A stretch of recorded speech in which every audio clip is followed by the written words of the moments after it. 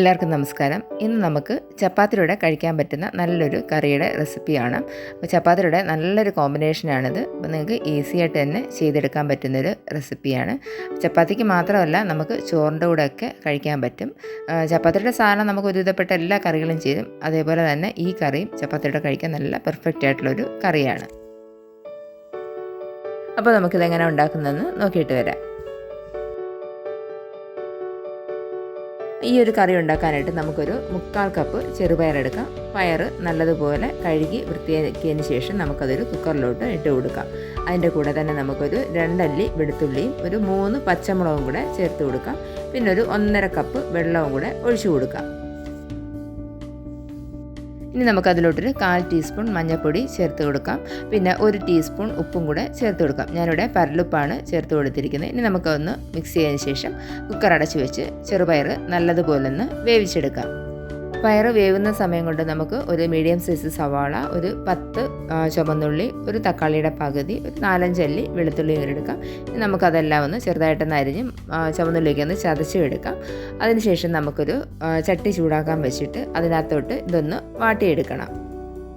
ചട്ടി ഒന്ന് ചൂടായി വരുമ്പോഴത്തേക്ക് നമുക്കതിലോട്ടൊരു 3 ടേബിൾ സ്പൂൺ വെളിച്ചെണ്ണ ഒഴിച്ചു കൊടുക്കാം. എണ്ണ ചൂടായി വരുമ്പോഴത്തേക്ക് 1/2 ടീസ്പൂൺ കടുക് ചേർത്ത് കൊടുക്കാം.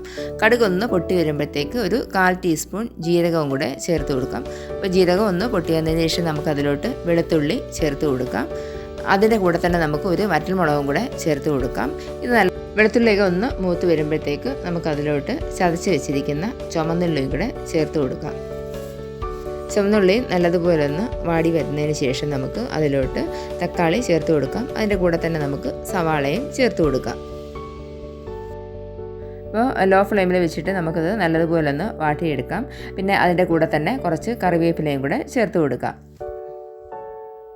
ഇനി നമുക്കത് അടച്ച് വെച്ചിട്ടൊന്ന് വേവിച്ചെടുക്കാം. അപ്പോൾ എപ്പോഴും ഇട്ടൊന്ന് ഇളക്കി കൊടുക്കണ്ട. ഇത് അടച്ച് വയ്ക്കുമ്പോൾ ആ ആവിയിലിരുന്ന് തന്നെ സവാളയൊക്കെ നമുക്ക് നല്ലതുപോലെ ഒന്ന് മൂത്ത് കിട്ടും. ഒരുപാടങ്ങ് മൂത്ത് പോകേണ്ട ആവശ്യമില്ല. അപ്പോൾ നമ്മൾ നേരത്തെ വേവാൻ വെച്ചിരുന്ന പയർ നല്ലതുപോലെ വെന്ത് കിട്ടിയിട്ടുണ്ട്. പയർ നമുക്ക് നല്ലതുപോലെ വെന്തുടഞ്ഞ് കിട്ടത്തക്ക വെണ്ണം വേണം വേവിച്ചെടുക്കാൻ. ഇനി നമുക്കൊരു തവി കൊണ്ട് അതൊന്ന് ഉടച്ചെടുക്കാം. ഇനി നമ്മൾ വേവിച്ച് വെച്ചിരിക്കുന്ന സവാളയിലോട്ട് ഈ പയറും കൂടെ ചേർത്ത് കൊടുക്കാം. ഇനി നമുക്കതൊന്ന് മിക്സ് ചെയ്തതിന് ശേഷം അതിനാവശ്യമായിട്ടുള്ള വെള്ളവും കൂടെ ഒഴിച്ചു കൊടുക്കാം. അപ്പോൾ ഞാനിവിടെ 1 കപ്പ് വെള്ളം ഒഴിച്ചു കൊടുക്കുന്നുണ്ട്. അപ്പോൾ നിങ്ങൾക്ക് നല്ല കുറുകിയതുപോലെ ഇരിക്കണമെങ്കിൽ അതിൽ കുറച്ച് വെള്ളം ഒഴിച്ചു കൊടുത്താൽ മതി. പിന്നെ പയറായതുകൊണ്ട് ഇരിക്കുന്തോറും അതങ്ങ് കുറുകി വരുത്തതേ ഉള്ളൂ. അപ്പം കുറച്ചൊന്ന് ലൂസായിട്ടിരിക്കുവാണെങ്കിൽ നമ്മൾ അതൊക്കെ തണുത്തതിന് ശേഷം നമുക്ക് കറക്റ്റ് കൺസിസ്റ്റൻസിയിൽ കിട്ടും. ഇനി നമുക്ക് നല്ലതുപോലെ ഒന്ന് ഇളക്കി കൊടുക്കാം. എന്നിട്ട് ഇതൊന്ന് തിളപ്പിച്ചെടുക്കാം.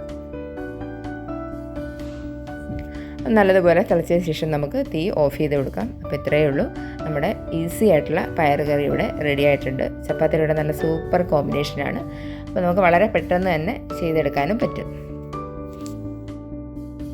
അപ്പോൾ നല്ല ലെയർ പോലുള്ള ചപ്പാത്തി ഉണ്ടാക്കുന്നതിൻ്റെ വീഡിയോ ഞാൻ നേരത്തെ പോസ്റ്റ് ചെയ്തിട്ടുണ്ടായിരുന്നു.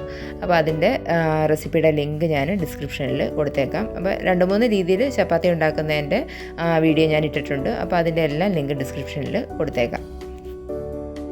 അപ്പോൾ നല്ല ലെയർ പോലുള്ള സോഫ്റ്റ് ചപ്പാത്തിയും അതേപോലെ തന്നെ അതിൻ്റെ കൂടെ കഴിക്കാൻ പറ്റുന്ന നമ്മുടെ ചെറുപയർ കറി ഇവിടെ റെഡി ആയിട്ടുണ്ട്.